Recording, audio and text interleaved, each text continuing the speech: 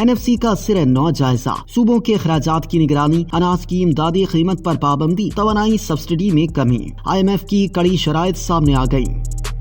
عالمی مالیاتی fund IMF نے پاکستان کے لیے اپنے نئے قرض پروگرام کے تحت سخت شرائط پیش کی ہیں، جن میں NFC ایوارڈ کے فارمولے کا دوبارہ جائزہ لینا شامل ہے، جس سے صوبوں کو وسائل کی تقسیم پر اثر پڑ سکتا ہے۔ عالمی مالیاتی فنڈ صوبائی حکومت کے اخراجات کی نگرانی بھی کرے گا۔ مالی نظم و ضبط کو مزید سخت کرنے کی کوشش میں حکومت اناج کی امدادی قیمتوں کا تعین کرنے سے گریز کرے گی، جس سے کسانوں اور زرعی پیداوار پر اثر پڑنے کا امکان ہے۔ مزید برآں توانائی کے شعبے کو GDP کے 1% سے زیادہ سبسڈی فراہم نہیں کی جائے گی تاکہ مالیاتی عدم توازن کو ختم کیا جا سکے۔ اس سے آنے والے دنوں میں بجلی کے نرخوں میں مزید اضافہ ہو سکتا ہے۔ پنجاب حکومت کو مستقبل میں بجلی کی قیمتوں میں کوئی رعایت نہیں دی جائے گی۔ اس اقدام سے خطے کے صارفین کے متاثر ہونے کا امکان ہے، کیونکہ حکومت اپنے مالی وعدوں کو مستحکم کرنے کی کوشش کر رہی ہے۔ IMF پروگرام کے دوران پاکستان اضافی گرانٹس کو روک دے گا، جو کہ اس کی مالی حکمت عملی میں ایک اہم تبدیلی ہے۔ ٹیکس کے دائرہ کار کو وسیع کرنے کے لیے پاکستان کو زرعی شعبے، ریئل اسٹیٹ اور ریٹیل سیکٹرز کو ٹیکس کے دائرے میں لانا ہوگا۔ بجلی کی قیمتوں پر تشویش کے جواب میں حکومت پاور سیکٹر میں اصلاحات کا ایک جامع پیکج متعارف کرائے گی۔ ذرائع کے مطابق اصلاحات کا نفاذ بجلی کے نرخوں میں کمی میں مدد دے گا۔ نئے قرض پروگرام کے دوران حکومت کی مالی ذمہ داریوں کے عزم کا امتحان لیا جائے گا، کیونکہ عوامی سطح پر ان اقدامات کے اقتصادی اثرات پر بڑھتی ہوئی تشویش ہے۔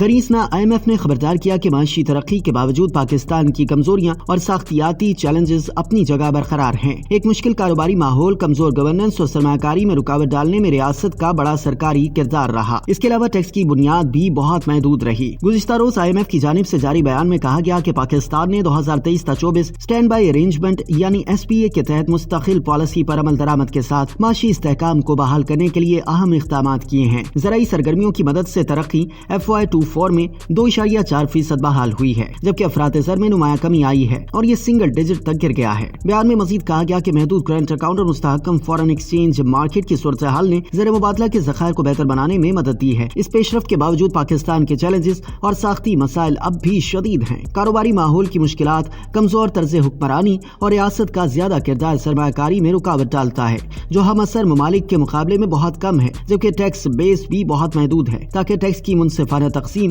مالی استحکام اور پاکستان کی بڑے پیمانے پر سماجی اور ترقیاتی ضروریات کو پورا کیا جا سکے، خاص طور پر صحت اور تعلیم پر اخراجات مسلسل غربت کے مسئلے سے نمٹنے کے لیے ناکافی ہیں، اور ناکافی انفراسٹرکچر سرمایہ کاری نے معاشی صلاحیت کو محدود کر دیا ہے اور پاکستان کو موسمیاتی تبدیلیوں کے اثرات کے سامنے کمزور چھوڑ دیا ہے۔ بیان میں مزید کہا گیا کہ اگر اصلاحات اور ایڈجسٹمنٹ کے لیے سنجیدہ کوشش نہ کی گئی تو پاکستان اپنے ہم عصر ممالک سے مزید پیچھے رہنے کے خطرے سے دوچار ہے۔ 2023 کے 9 ماہ کے SPA کے تحت حاصل شدہ استحکام کے بعد حکام نئے EFF پروگرام کے تحت ان چیلنجوں کا مقابلہ کرنے، مزاحمت پیدا کرنے اور پائیدار ترقی کو قابل بنانے کی کوشش کر رہے ہیں۔